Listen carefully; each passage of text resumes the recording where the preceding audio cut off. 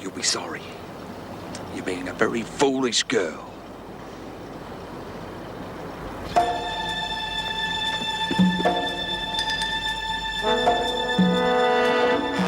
Miss Jackson, look out!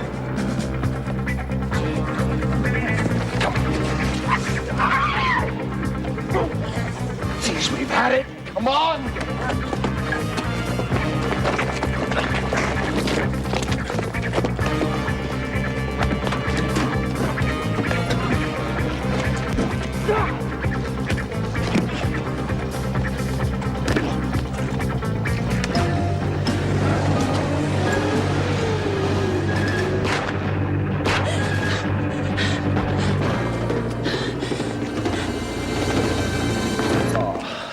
Yeah, you all right? Oh. Can you get up? Get Dr. Miller, quick! God.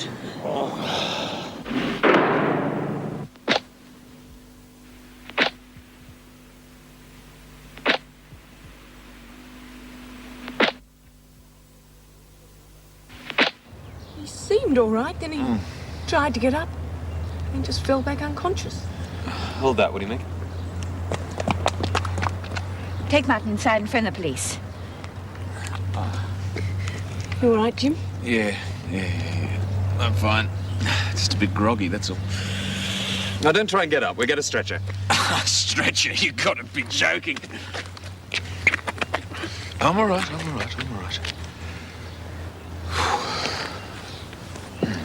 Hold it. Where do you think you're going? Back to work. No way. At least not until I've given you a complete examination. I told you I'm all right. Mr. Fletcher, you heard what the doctor said.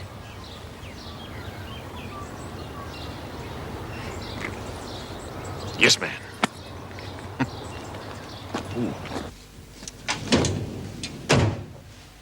But all happened so quickly. Harry Martin turned up wanting to see Joyce again. Didn't he see his wife earlier this morning? Yes, he did. Why was he permitted a second visit on the same day? No idea, Mrs. Davidson. Who permitted this visit? Well, it was, Jim Fletcher, I think. Well, he was at the desk anyway. I see. Well, we'll sort that one out later. Go on. Well, Jim Fletcher told me to take Joyce into the garden. Well, I saw this delivery truck standing in the loading bay, but I didn't think anything of it. Suddenly, out of the blue, I heard Jim yelling. I turned around to find this delivery truck man about to hit me.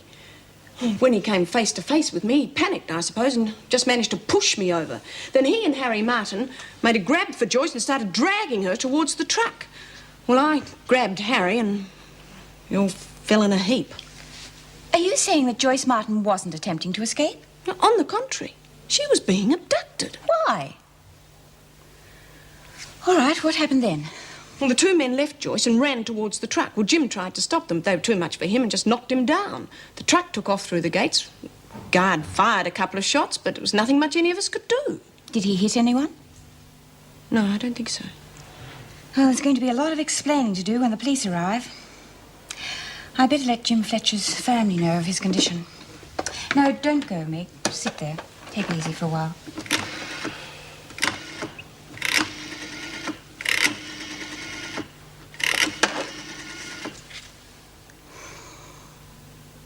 Mrs. Leela Fletcher, this is Erica Davidson speaking. Mrs. Davidson from the Wentworth Detention Centre. I'm afraid I have some rather bad news for you, Mrs. Fletcher. Your husband has been hurt. He has a severe head wound and may need hospitalization. Oh, I see. No, I didn't realize that. Nevertheless, perhaps you would like him to ring you. No, not at all. I'm sorry to have bothered you. Goodbye. Well, what's wrong? Oh, nothing wrong. Apparently the Fletchers are separated. It's just that she sounded so... not bitter. Disinterested. Well, there are no immediate signs of concussion. Good. I told you I was all right. However, I do advise x-rays for possible fractures. Look, you said yourself there was no signs of concussion. I've taken worse than that in my life. No, what I said was there are no immediate signs. You're unconscious for several minutes.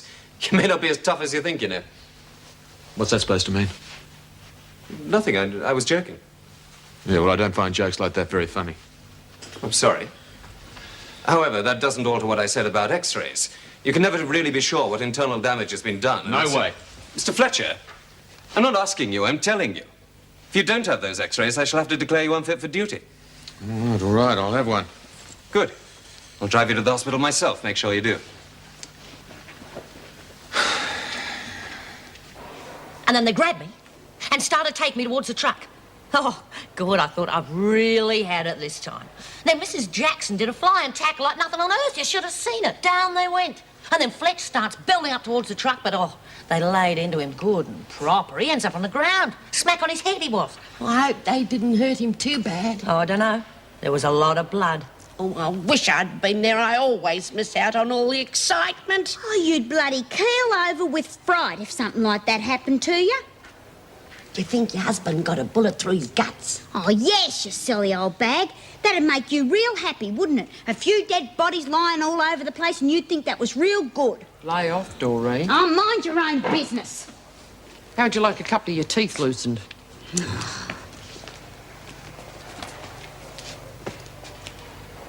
That fixed her. What was all that about? Oh, I don't know. She's been acting a bit strange lately. Do you think they'll try it again? Oh, I didn't really think they'd try it the first time. Look, I told you they'd get rough. Yeah. They must be real desperate. Desperate to get their hands on all that money. Well, they've got a fat chance now. I'll never tell them where it's hid. Never. Oh, how are you feeling, Mr. Fletcher? I'm fine. Absolutely nothing wrong with me. Right, Doctor? I'm taking him for x-rays just to make sure. Good. I think you should take a couple of days off. Give yourself time to recover. No need for time off, but thanks anyway, Mrs. Davidson. Well, we'll see. You will let me know the results of the x-rays. Yes, of course. Oh, Mr. Fletcher, I spoke to your wife earlier. My wife? Yes, I mentioned to her that you'd been hurt and would probably need hospitalization. I really think you should contact her, let her know you're all right. You had no right to talk to my wife without my knowledge. And I'll thank you never to do that again.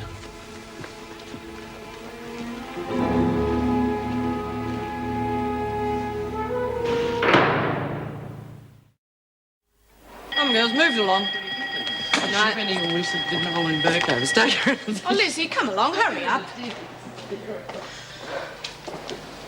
I was wondering if I could have a word with the governor for a moment, Mrs. Jackson. It's very important. Not now, Lizzie. Now off to bed. Oh, please, Mrs. Jackson. I just want to have a little word in her ear. I'm afraid you'll have to wait for the proper time like everyone else around here. Oh, be a sport, Mrs. Jackson. Can't you just tell her that I want to see her? Look, Lizzie, I don't even know if the governor's still in the prison. It's very, very urgent. Why? What's the matter? I've got some secret information that I think the governor might like to hear. All right then, Lizzie. Well, you wait back in the cell. I'll see if the governor can speak to you before lights out. Thank you, Mrs. Jackson.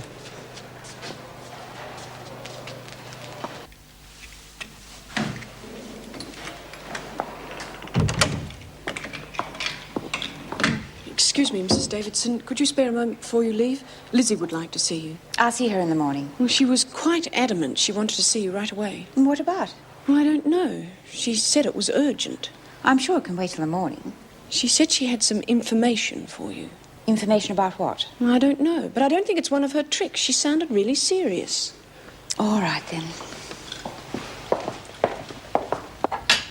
You've gone and taken all the coffee, you old bugger. Never touch nothing. This was half full last night, and look at it now. Well, you'd take anything that wasn't nailed down. God, you're a pain in the arse, Lizzie.